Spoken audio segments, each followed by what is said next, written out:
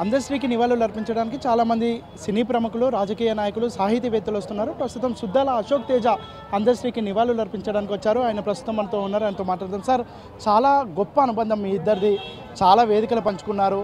మీ మిత్రుని మరణంపై మీరేం చెప్తారు? ఏం చెప్తాం నాయన, ఇది ఎవరు ఊహించింది, ఎవరు కన్వీని ఎరగలే, ఎవరు ఆలోచించలేదు.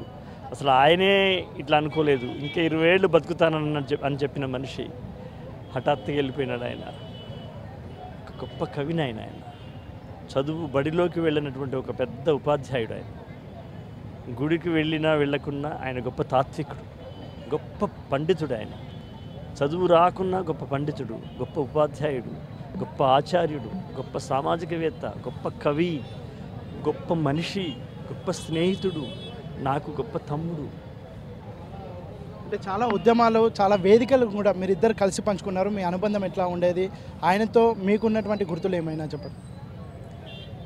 ఒకటా రెండా చెప్పడానికి అనేకమైన గుర్తులు, అనేకమైన జ్ఞాపకాలు. ఇద్దరం కలిసి అమెరికా వెళ్ళాము. ఒక నెల రోజులు అక్కడ తిరిగినాము. అనేక స్టేట్లలో మేము సభలో పాల్గొన్నాము. నేను, గోరటెంకన్న, అందశ్రీ హైదరాబాదులో ఉద్యమ కాలంలో అనేక సార్లు, అనేక వేదికల మీద, అనేక సందర్భాల్లో, పెళ్ళిళ్ళల్లో, అన్నిట్లలో కలిసి మెలిసి ఉన్నవాళ్ళం. ఆయన అంటే సాహితీ లోకంలో గొప్పగా చదువుకుంటేనో, లేదంటే పీజీలు ఉంటేనో, పిహెచ్డీలు ఉంటేనో గట్టిగా అంటే బలంగా రాయగలరు. ఆయన అవేవీ లేకుండా అంత భావుకతతోని, అంత గాఢంగా ఎట్లా రాయగలిగారు ఆయన? వేమన ఏ ఇన్స్టిట్యూట్లో చదువుకున్నాడు? వేమన్నకు ఏ పిహెచ్డి, ఏ యూనివర్సిటీలు ఉన్నాయ్యా? పోతనకు ఏ యూనివర్సిటీ ఉంది? వాళ్ళు తమకు తామే ఉపాధ్యాయులు, తమ చుట్టూ ఉన్న ప్రపంచమే విశ్వవిద్యాలయం.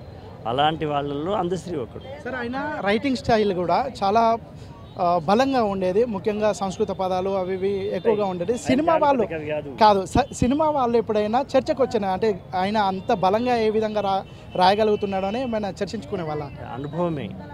అనుభవం, పరిశీలన, ఆసక్తి, సమాజంలో ఉన్నటువంటి విషయాల పట్ల ఒక పెద్ద అద్భుతమైన ఆకలింపు, అవగాహన, ఇవన్నీ ఆయనను కవి చేసినాయి. పోతే ఆయన కవిత్వంలో జానపదం తక్కువ ఉంటుంది.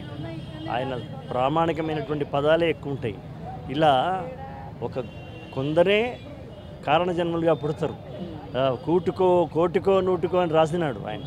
కోటికో నూటికో ఒక మనిషి ఒకడు ఉంటాడు అని రాశాడు. ఆయన మాయమైపోతున్నాడు.